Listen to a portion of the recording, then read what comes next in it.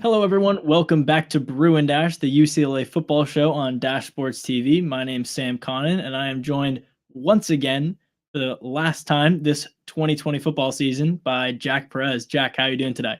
I'm doing great, Sam. Back home. It's my birthday today, but looking forward to another great Dash show with you. Happy birthday. Thanks, Sam. Well, just off the top, I want to get this out of the way before we get into the rest of our topics. We're talking UCLA Stanford, that blown lead again. Demetric Felton declaring for the draft and 2021 and beyond, what we can expect from this program. Before we get to that, though, I just want to clarify some stuff.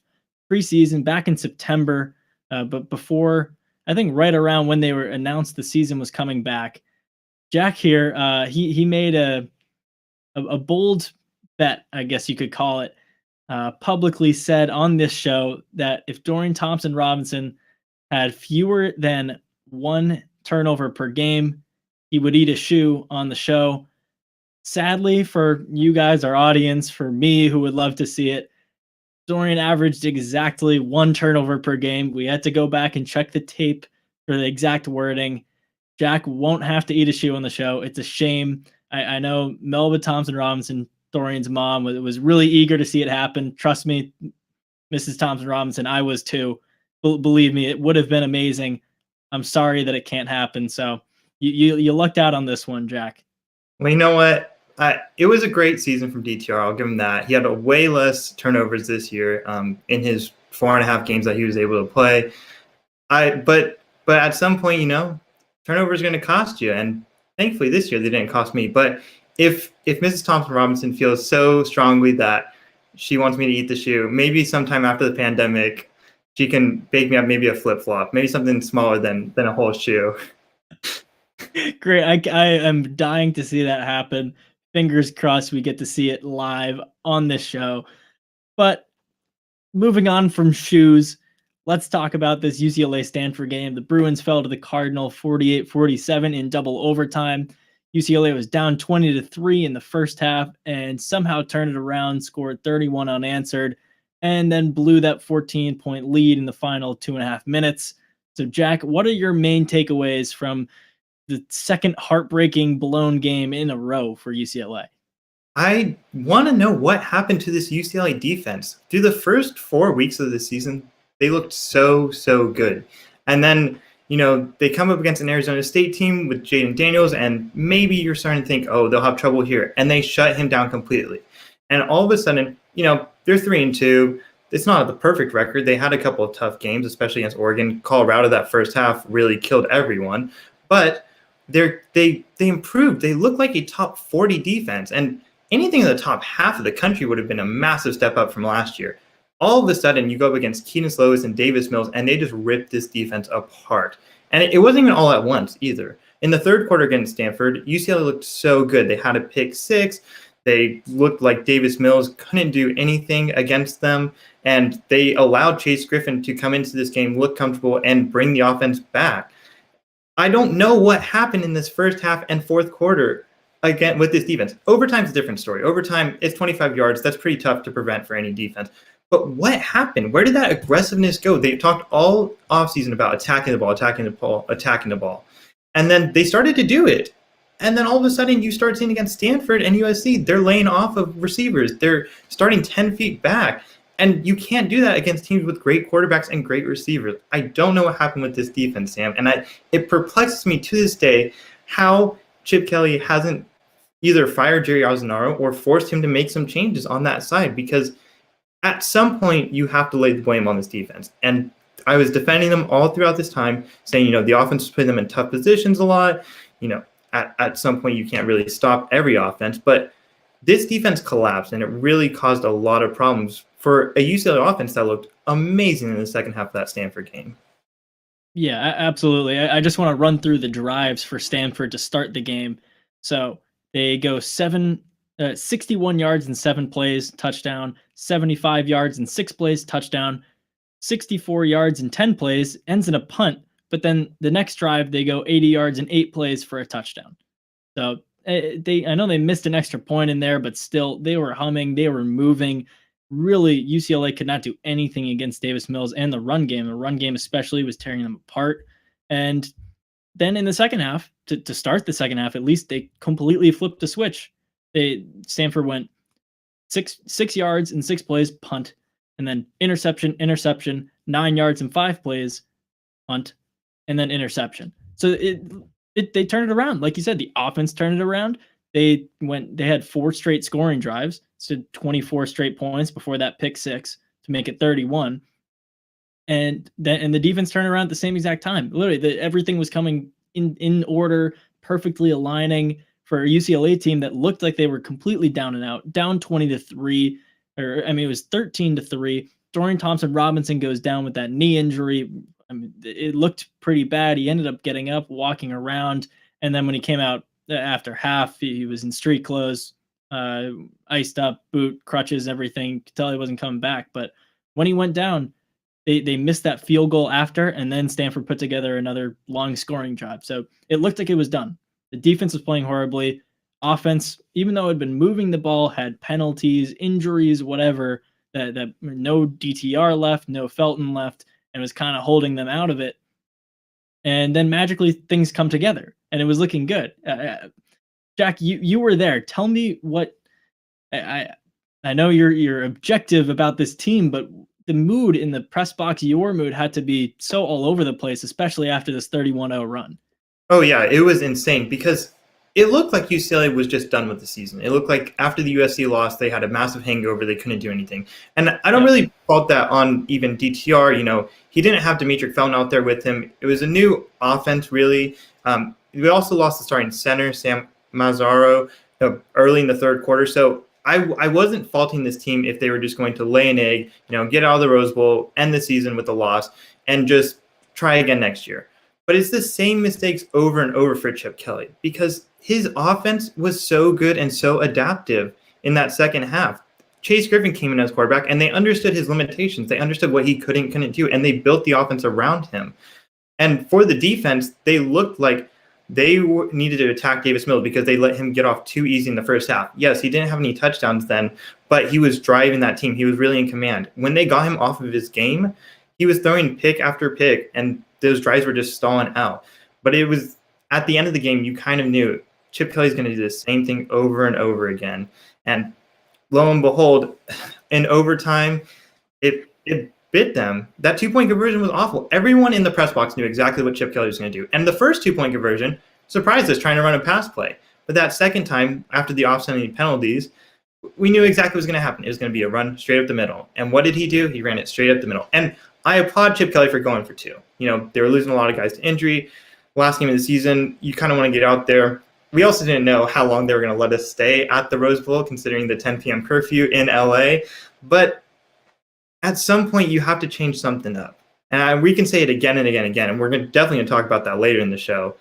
But running the same play on every fourth down or every 2-point conversion is going to hurt your team in the long run. And Chip Kelly, for as adaptive as he was that entire night on offense, couldn't adapt when it mattered most.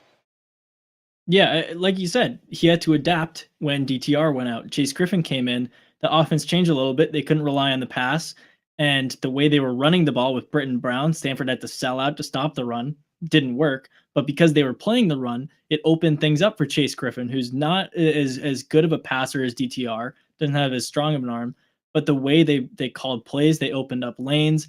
He had Greg Dulcich open for a touchdown. He had the play to Coda, even though it was a little underthrown, it was right where it needed to be. Looking into overtime, he had the touchdown to Kyle Phillips, which was perfect. Front corner in the end zone. That was an amazing play on 4th and long. I didn't think that was going to happen, but this game, Chase had the fumble. That definitely played a huge part because they could have just fallen forward, kicked a long field goal, called it a night. But I really want to take it down to that 2-point conversion, which I think was bad. I get going for it the first time, like you said, avoid injuries. You want to just go for it. Your defense isn't playing well, so go for it right now. Your offense lucked out. You might not score another touchdown if you get down again. So I get it. Go for 2. That play gets blown up. You could luck out with penalties, XYZ. It's all over the place. Kick after that. Kick. take the PAT. I get it the first time, but after it gets blown up and he just goes back to the same old run up the middle, bail. Just take the PAT, see what you can do the next time. And then the other coaching decision is a kind of a non-coaching decision. Simi Fehoko absolutely had a field day in the fourth quarter and overtime. This one mostly goes on Jerry Azzinaro, who we'll talk about it later. Should not feel very secure about his job, but we'll see. He ends up getting 230 receiving yards, 16 receptions on 21 targets for 3 touchdowns. Absolutely tore them apart. The telestrator on TV, everyone was circling. Oh, yep, this one's going to Fehoko. It's going to Fehoko again. And it didn't matter. They wouldn't double him. They just wouldn't do it. And that's on Chip Kelly. That's on Jerry Azzinaro. I know that Osling and Jay Shaw, and they were trying their best out there, but schematically it was not working. So the stubbornness to go for 2 a second time and not doing anything to slow down Fehoko, in addition to some bad run defense in the first half and that fumble on the exchange by Griffin really cost him this game. It's a bummer that it had to end that way after so many ups and downs all year. Last week, this week, so many highs, but the lows are just too low. Yeah, and some of those catches were amazing. I mean, you have no control over a lot of those things, but you do have control over adapting and recognizing what Stanford is doing and trying to mitigate that as much as possible. And we saw the same problem the week before with USC. Now, granted, USC had a lot of really good receivers, and you never really could double one, and you neglect the other ones, all of a sudden they could burn you. But for Stanford, they had one guy. They had one guy out there that was really killing them, and they didn't make the changes. And we can say it time and time again, but we just sound like a broken record, because we're not going to change what we're saying. And if Chip Kelly refuses to change what he's saying, because ultimately this falls on Chip Kelly's shoulders. As much as you want to put it on a defensive coordinator, anyone else out there, I mean, Brian Norwood's done a great job this year, but the defensive backs looked roasted out there the entire night. It falls on Chip Kelly's shoulders, and he needs to make some sort of change. Yeah, so we'll get to more of that later, but Fehoko just broke my heart, broke all of our hearts. I don't know how that happened. Kind of, I mean, he had been having a good game, but he really just pulled a JJ Arcega-Whiteside and just stomped on the Bruins fourth quarter overtime. It was just kind of unfair. So we'll move on to our next topic. Demetric Felton, he was honored for senior day on Saturday at the Rose Bowl, but didn't go out on the field. He dressed, didn't play a snap. Not really sure the exact reason why, but didn't end up playing in his collegiate finale, and he declared to the 2021 NFL Draft on Sunday. It's a big move for him. It could mean some big things for UCLA. So, Jack, just sticking to Felton right now before we get to the team side of things, tell me what you saw from him this year and what you think he can do moving forward, where he could go, what best fits there are for him. What do you think is out there for Demetric Felton? Yeah, first of all, I just want to say thank you so much to Demetric Felton. The history of UCLA running backs in the 2000s has been amazing. You know, Maurice Jones-Drew, Paul Perkins, Jonathan Franklin, Joshua Kelly. Even though Demetric Felton was only here in that starting running back position for basically what amounted to half a season, he did so much for this Bruin offense. DTR looked so much more comfortable every time he was back there. He was a good outlet for any short passes. He ran the ball extremely well. So Demetric Felton deserves a lot of praise for what he did to this Bruin offense this season. Looking forward, I mean, you could see him as a day 2 kind of guy. The NFL is trending a lot towards receiving running backs, guys that can make plays out of the backfield, that can go to the side. Maybe he's not an every down back like a Joshua Kelly was, or possibly should be. Maybe he's only there in third down situations. Maybe he's, also a special teams player. But for teams looking for a change of pace, he is the guy. I have not seen anyone as dynamic as him in the Pac-12 this season. Yes, you had Broussard and you had Jamar Jefferson that were great running backs, but neither one of them comes anywhere close to Demetric Felton in terms of playmaking abilities. He's a guy that if you draft him on your team, you're getting a dynamic playmaker that will change your offense from day one. And so whichever team picks him up is going to be great.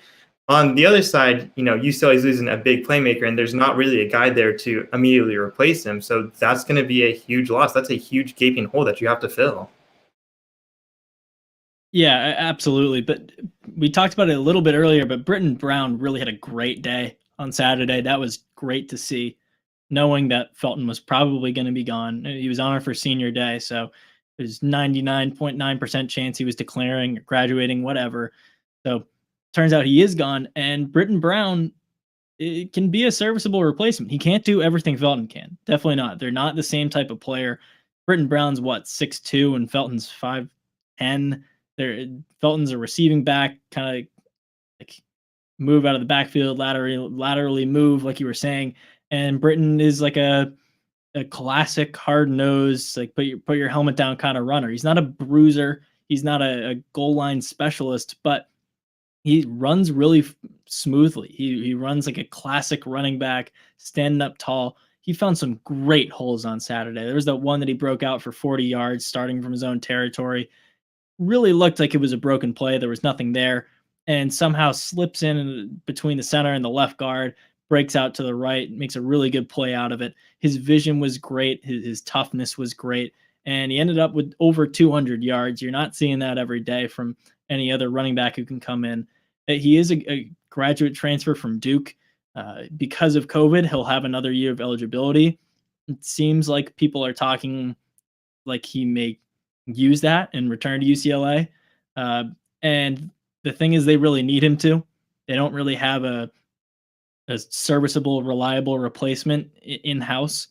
They could go for another grad transfer, but who knows? You're really playing with fire at that point.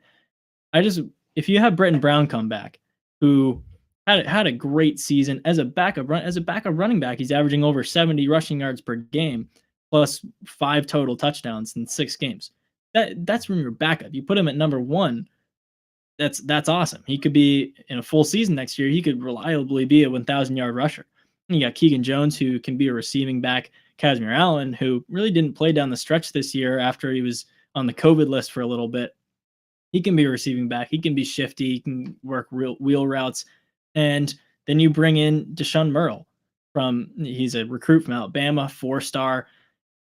And he's been working his way up. He was a 3-star last year, but looking at his highlights, the hype building up around him, he decommitted because of a Penn State offer, but then honored his commitment to UCLA in the end, signed there. Even without Demetric Felton, who is great, this running back room is going to be really good for UCLA next year, assuming Britton Brown comes back.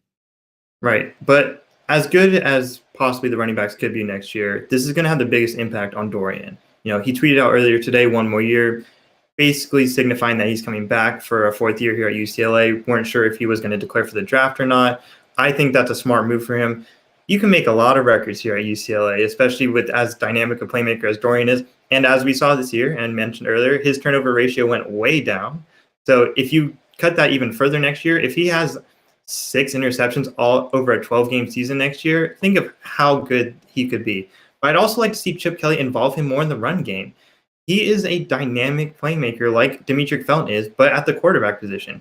And if you have a guy like Britton Brown back there, you could really play off of each other. Maybe you don't trust Keegan Jones yet. I mean, I don't see why Chip Kelly doesn't. He put him in at a crucial 3rd and 1 a couple of weeks ago, which was a bad choice. Obviously backfired, but at some point he can grow and can become a starter for this team once Britton Brown graduates. But get DTR involved in there and rely on him, because he is your best guy out there now. He is the number 1. He's starting quarterback. He's going to be going to his 3rd year as the top starter, and he should only be getting better from here.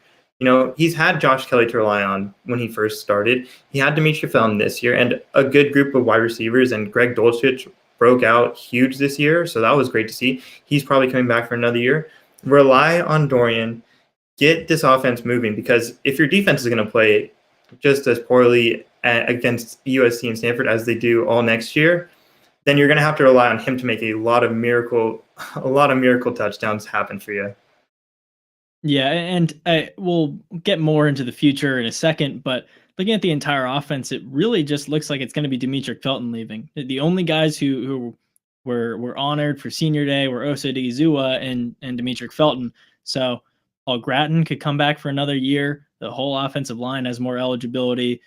It looks good. And we were talking about it before the show, how you said you wanted Dorian in more run opportunities. I was talking about how a lot this year there was a lot of read option, which can work. I think Chase Griffin on Saturday against Stanford ran the read option really well because of the way he sees the field and because of his play style as a passer and runner. I think Dorian, while he can run the read option pretty well, and it'll be good if he has Britton Brown next to him, who is a back who can work well out of the read option. I want to see more speed outside options pitches from Dorian. I know that's a little risky considering his ball security, and you're judging different type of vision than you would in a read option scenario. But if you have Deshaun Merle, who's a big play kind of guy, you have Britton Brown who can play in the read option, you have Kaz Allen who's a speedster. I think you have to diversify the run game because they leaned on Demetric Felton to do that for them this year. They did it. He's so dynamic as an individual that it didn't really matter about what type of runs they were doing, whether it was a triple option with Kyle Phillips or out of the shotgun or pistol, triple option or read option, whatever it is. He could make plays. He could make guys miss, and he ended up being third in all-purpose yards for it. So that's great for him. And he could end up being a fourth, fifth round pick, like we were saying.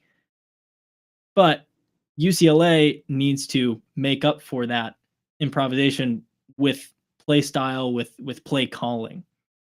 Yeah, and hopefully that should happen this next offseason. I understand why it didn't happen this last year. Spring was canceled after 3 days of practice, something like that. They had no summer camp, and they had a few weeks in the fall to train for the season.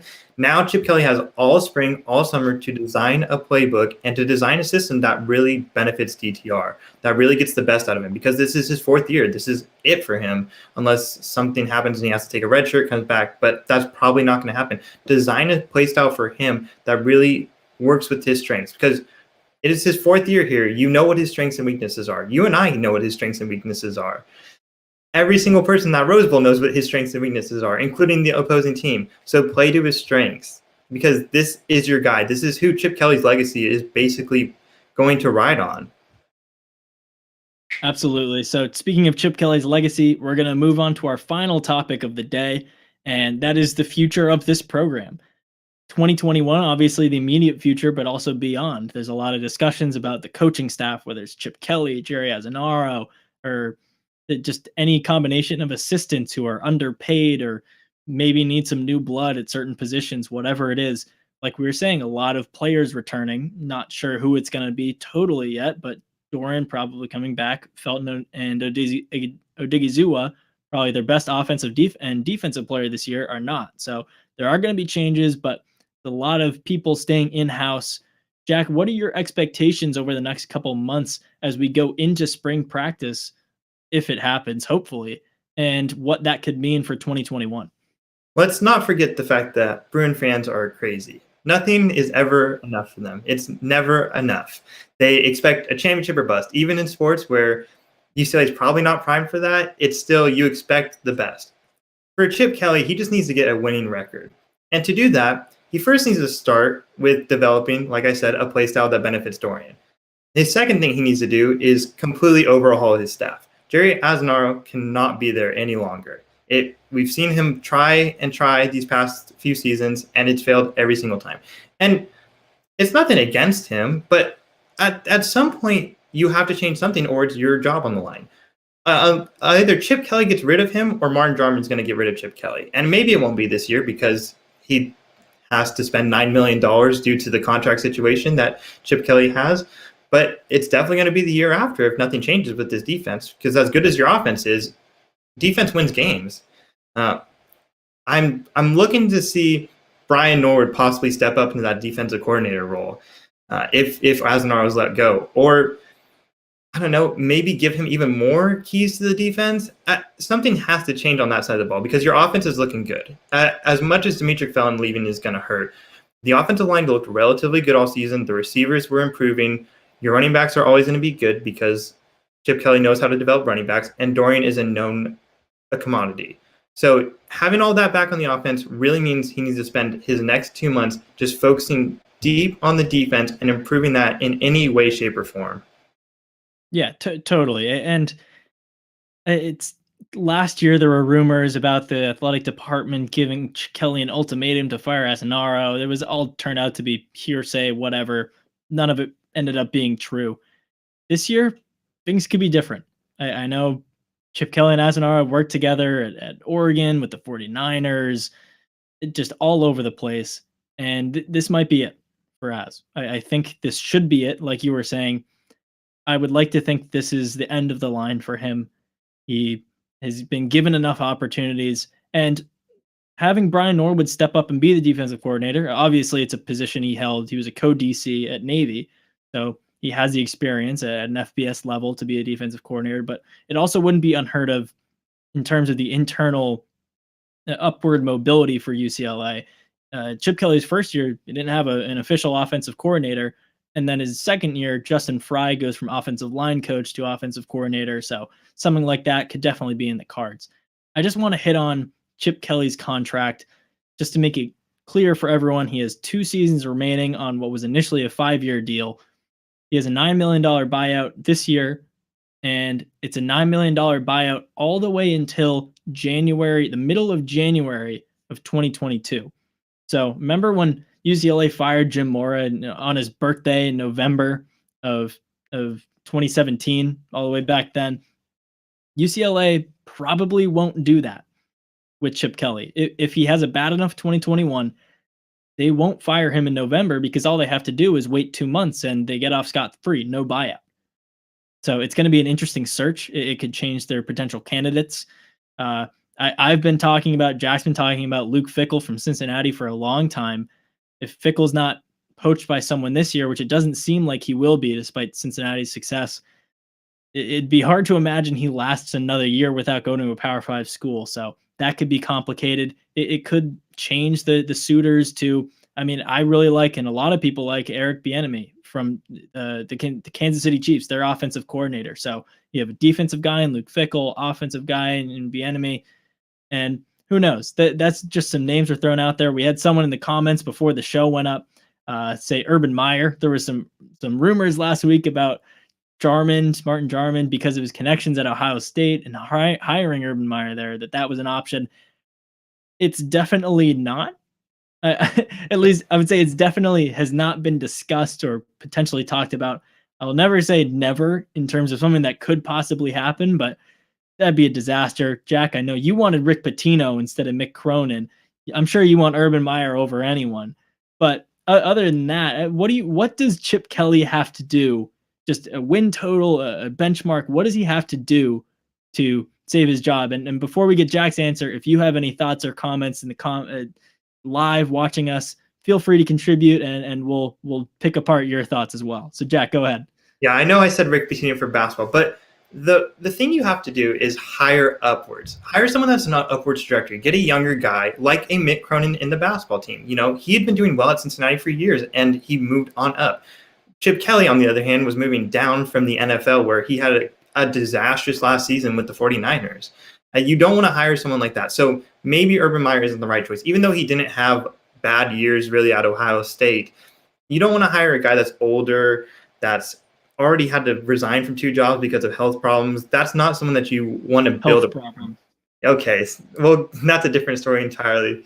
You just want to hire someone upwards. But if Chip Kelly wants to survive at this job, first of all, he's not getting fired this year. Anyone that wants to think he's fired this year, it's ridiculous. They're not going to pay the $9 million for that. This athletics budget is already way, way under.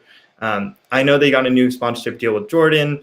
The Under Armour stuff is possibly going to get resolved soon. Who knows? But they're not going to fire him. They're not going to waste that money trying to do that.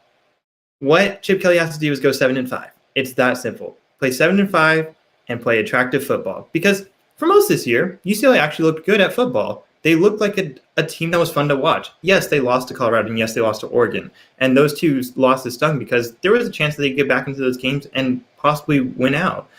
But just play a style that brings fans back to the stadium. Give the fan base something to be excited about. If Chip Kelly continues to be, not great with the media, not great with the fans, lose games, play a pro-style offense with DTR back there, that's not going to win anyone over. That's not going to win games, and it's going to lead to his firing. So 7-5 or better will possibly keep Chip Kelly's job for at least the 5th year. If Martin Jarman wants to move on after that, he totally will, and maybe look for a young head coach to replace him. But anything better than that, I can't see them firing him next year. Do you have a similar one, or you think he's gone? I'll go 8-4 or Okay. 8 wins. He can go 7-5 if he wins a bowl. But I mean, even then, are you really excited about 7-5 and an Alamo Bowl win? I honestly, you know what? No. 8 regular season wins would make him feel comfortable. If he doesn't hit that, he's definitely fired. And he would have to win his bowl game to be 100% secure and finish with 9 wins. If he goes 8-4 in the regular season, loses the bowl, he could still lose his job. There's still a pretty good chance there. I just want to say this before we wrap up. I know you're talking about the budget. Jack, what if someone like a Mo Austin or Casey Wasserman, what if they call Martin Jarman tonight and say, I have a $9 million check with UCLA Athletics name on it. I'm only giving this to you if you fire Chip Kelly to pay the buyout. I'm not giving it to you for any other kind of funding. Would Martin Jarman take that? If it was just a blank check, he could fire him right now and start a coaching search, and money wasn't part of the problem because a donor took care of it. Would he do it? Yes or no? I think at this point, no. He publicly backed Chip Kelly on Twitter when there was a report coming out saying that he was going to move on from him in possibly April or May. He's publicly backed him on Twitter, and that's a hard thing to back down from. And given all the other problems that UC Athletics has to go through right now, especially in the ongoing pandemic, not really the best time for a coaching search. Give Chip Kelly one more year to prove it. He looked good this year. There were times where I was really excited to watch UCLA football. If Chip Kelly can bring that over a full season next year, give him the chance. Give him the chance to do that. I don't think there's any booster that's going to hand over $9 million right now to fire Chip Kelly, especially when there's so many other things that could be used for. Give him one more chance. That's all he's asking for. Him and DTR, 4th year together, they have to be great. Yeah, I agree totally. As fun as it would be to start a coaching search right now, it'd be chaotic and a horrible idea. Publicly backing him kind of backed him into a corner. So even if he does get this magical check, he can't do it. So that's it for our show today. That's it for the 2020 UCLA football season. I just want to give a quick shout out to Sports Pac-12. All of our written content from here on Bruin Dash. Jack and I have been writing columns all fall. Those are going up on sportspac12.com. You can follow them on Twitter at sportspac12. Dash Sports TV, we're online at dashsports.tv. And you can follow us on Twitter at Dash Sports TV. You can follow me on Twitter at Sam Connon. You can follow Jack at Jack C. Perez. So before our final sign off, just want to say we'll be back in some capacity for basketball season coming up. There's the official signing day in February. There's always more recruiting news, guys declaring for the draft, whatever. We'll be here over this Christmas break and beyond. So Jack, thanks so much for joining me this season and looking forward to the next chapter. Can't wait for it, Sam. It's going to be exciting. All right, everyone. Thanks so much for joining us live or watching the replay, and we'll see you later.